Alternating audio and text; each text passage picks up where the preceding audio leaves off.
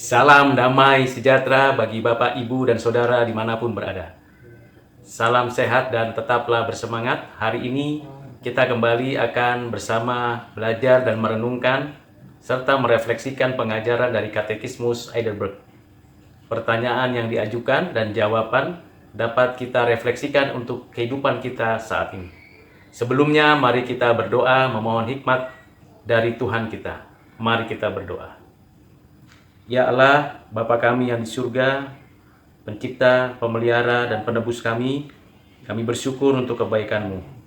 Kiranya kami yang belajar dapat mengerti pengajaran hari ini, dan kiranya Roh Kudus menolong kami mengerti dan mencerahkan pikiran kami. Terima kasih ya Bapa. Kami serahkan waktu ke depan dalam pengajaran ini dalam nama-Mu Tuhan Yesus. Amin. Bapak, Ibu, dan Saudara yang kekasih di dalam Kristus, pertanyaan yang kita akan pelajari dari pertanyaan ke-50 sampai 52. Demikian pertanyaannya, mengapakah ditambahkan duduk di sebelah kanan Allah? Jawabannya karena Kristus telah naik ke surga untuk tujuan ini, yaitu agar Kristus bisa tampil sebagai kepala dari gerejanya, yang melaluinya Bapa memerintah atas segala sesuatu. Pertanyaan ke-51, apakah manfaat dari kemuliaan Kristus kepala kita bagi kita? Jawabannya pertama, bahwa oleh Roh Kudusnya Kristus mencurahkan karunia-karunia ilahi ke dalam diri kita, anggota-anggotanya, kemudian bahwa oleh kuasanya Kristus membela dan memelihara kita terhadap semua musuh. Pertanyaan ke-52, apakah penghiburan bagimu bahwa Kristus akan datang untuk menghakimi orang yang hidup dan yang mati? Jawabannya bahwa di dalam segala kesedihan dan penganiayaanku dengan kepala yang terangkat, aku mencari pribadi yang sama yang sebelumnya telah mempersembahkan dirinya demiku kepada pengadilan Allah, dan telah menghapus segala kutuk diriku untuk datang dari surga sebagai hakim, yang akan mencampakkan semua musuhnya dan musuhku ke dalam kebinasaan kekal, tetapi yang akan membawaku bersama dengan semua kaum pilihannya kepada dirinya sendiri ke dalam sukacita dan kemuliaan sorgawi. Dari jawaban pertanyaan-pertanyaan ke-50 sampai 52 ini, kita dapat merujuknya dari surat Paulus kepada jemaat Kolose pasal 1 ayat 9 sampai 20, surat Paulus kepada Efesus pasal 4 ayat 1-16, dan Injil Matius pasal 25 ayat 31 sampai dengan 46. Tentulah kita membacanya secara mandiri, namun saya akan memberikan beberapa prinsip dan refleksi untuk memahami 3 pertanyaan ini. Yang pertama yang perlu kita renungkan bersama dan refleksikan ialah berkaitan dengan tujuan dari duduk di sebelah kanan Allah. Kristus satu-satunya yang dituliskan dalam Alkitab, yang diperkenan satu pribadi yang memiliki natur kemanusiaan, yang duduk di sebelah kanan hanya Dia. Karena itu kita tahu di dalam pengakuan iman kita dan pengertian yang utuh bahwa Yesus Kristus Tuhan kita adalah kepala dari gerejanya. Nah, ini hal yang penting untuk kita pikirkan, kita renungkan, kita refleksikan. Bahwa Yesus Kristus adalah kepala dari gerejanya. Dan Bapak, Ibu, Saudara, saya, kita semua yang percaya kepada Kristus adalah anggota tubuhnya, gerejanya, milik kepunyaannya, yang sudah ditebus, dibayar lunas dengan darahnya. Dia adalah kepala karena dialah yang memiliki gereja, yang menebus gereja, yang memimpin gereja, yang mengatur gereja, dan yang memberikan kepada gereja karunia jabatan kenabian, kerasulan, penginjil, guru atau pengajar, dan gembala.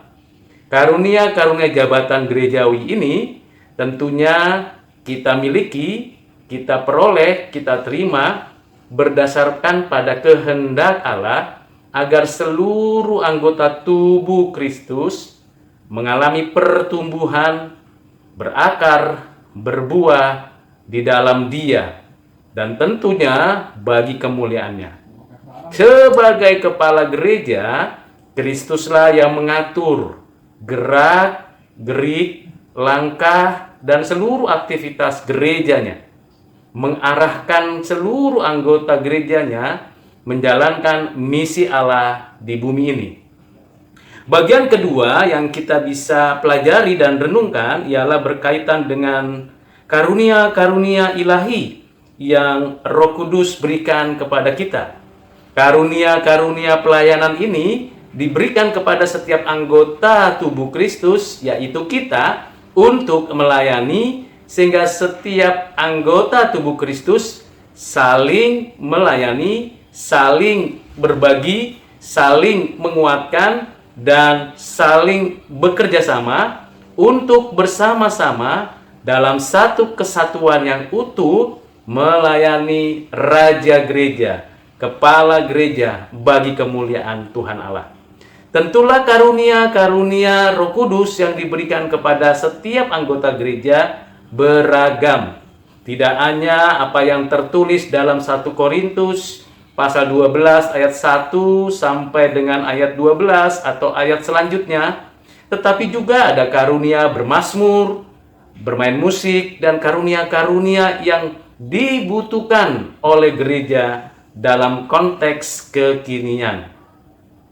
Bapak Ibu Saudara yang kekasih di dalam Kristus, sebagai anggota gereja, di mana tiap-tiap anggota di mata Tuhan sama, sekalipun tiap-tiap anggota gereja ada yang diberikan karunia jabatan gereja, ada juga yang hanya diberikan jabatan organisasi, jabatan pelayanan, aktivitas gerejawi, dan bahkan umat Tuhan secara umum. Namun, tidak ada yang lebih tinggi, tidak ada yang lebih rendah, tidak ada yang lebih baik, tidak ada yang lebih buruk, tidak ada yang lebih mulia atau yang sangat mulia. Seluruhnya karena karunia dari Roh Kudus untuk mengerjakan misi Kristus bagi kemuliaan Allah Bapa, maka setiap anggota gereja memiliki karunia yang bernilai kekal. Tidak ada yang lebih merasa memiliki kemampuan ini dan itu karena dia lebih baik atau dia layak, tidak. Tapi karena anugerah Bapa dan di dalam kasih Kristus serta kehendak Roh Kudus yang menjadikan kita menikmati seluruh karunia demi karunia pelayanan. Ingatlah, karunia pelayanan adalah untuk membangun setiap anggota tubuh dalam satu kesatuan yang utuh dan menyaksikan seluruh apa yang diajarkan Kristus, memproklamasikannya kepada dunia bahwa kita adalah murid-murid Kristus, anak-anak Allah yang sungguh-sungguh melakukan segala sesuatu dengan benar, dengan adil, dan dengan suci. Bapak Ibu Saudara yang kekasih di dalam Kristus, hal yang penting yang kita pelajari lagi dari pertanyaan tersebut ialah berkaitan dengan penghakiman, di mana tentulah kita tahu dalam konteks kekinian kita, dalam konteks kesejarahan umat manusia, sebagai warga negara, sebagai orang yang patuh terhadap hukum, sebagai orang yang mengerti tentang penghakiman dan penghukuman, regulasinya dan seluruh otoritasnya diberikan Allah kepada pemerintah. Pemerintah mewakili Allah untuk menegakkan keadilan dan kesejahteraan. Di dalam Roma pasal yang ke-13 ayat 1 sampai dengan 3 dijelaskan bagaimana pemerintah itu ditentukan oleh Allah untuk menyatakan keadilannya. di sanalah penghakiman dan penghukuman dilaksanakan. Tetapi dalam konteks eskatologis di akhir zaman, penghakiman dan penghukuman itu dilaksanakan oleh Tuhan Yesus Kristus, Hakim yang agung, berkaitan dengan keberdosaan manusia dan tentunya upah daripada dosa, yaitu kematian. Bapak, Ibu, Saudara yang kekasih di dalam Kristus, sebagai orang yang sudah ditebus Kristus dari segala penghukuman Allah dan dari segala apa yang mungkin dijatuhkannya kehukuman itu kepada kita, kita telah menikmati pengampunan secara sempurna, pengangkatan menjadi anak-anak Allah, dan tentunya pemenuhan daripada kehidupan kita yang baru, yang kekal di dalam langit dan bumi yang baru. Pada hari penghakiman itu, kita tahu bahwa Tuhan akan menyatakan kepada kita kemenangan Kristus, kemenangannya atas dosa, si jahat, dan tentu atas dunia ini.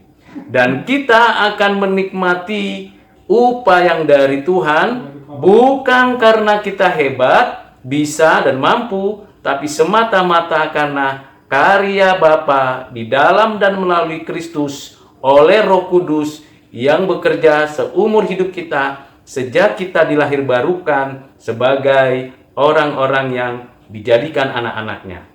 Karena itu Bapak, Ibu, Saudara yang kekasih di dalam Kristus, apa manfaatnya dengan satu prinsip dari penghakiman ini bagi kita, yaitu adanya penghiburan.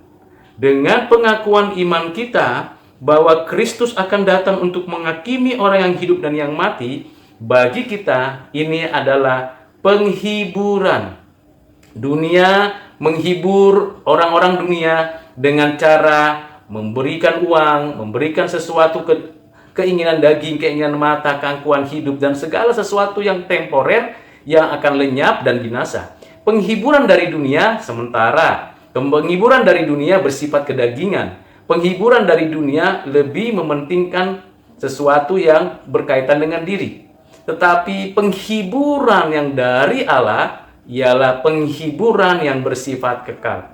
Bukan saja kita bebas lepas dari penghakiman dan penghukuman yang kekal nantinya, kita akan menikmati pengampunan yang sempurna, hidup yang baru, dan tidak lagi berdosa di langit dan bumi yang baru. Kita akan memiliki kebebasan dengan penuh sukacita. Penghiburan yang seperti itu tidak mungkin kita peroleh karena kita punya jabatan, punya uang, punya harta, punya deposito, punya kesehatan. Tidak. Kita hanya mungkin bisa dihibur karena Kristus yang memberikan kita jaminan demikian. Karena itu Bapak, Ibu, dan Saudara yang kekasih di dalam Kristus, dengan 3 pertanyaan ini, mari kita sama-sama bersyukur. Pertama, kita bersyukur karena Kristuslah kepala gereja kita. Kedua, kita bersyukur karena kita diberikan karunia-karunia untuk pelayanan. Dan yang ketiga, kita bersyukur karena kita dihiburnya, menikmati penghiburan kekal untuk selama-lamanya, sekarang dan nanti. Kiranya perenungan singkat dan refleksi singkat ini meneguhkan iman kita dan menguatkan kita. Mari terlebih dahulu kita berdoa, menyatakan kasih kita, dan mengatakan kepada Tuhan bahwa kita bersyukur kepadanya. Mari kita berdoa mengakhiri renungan hari ini.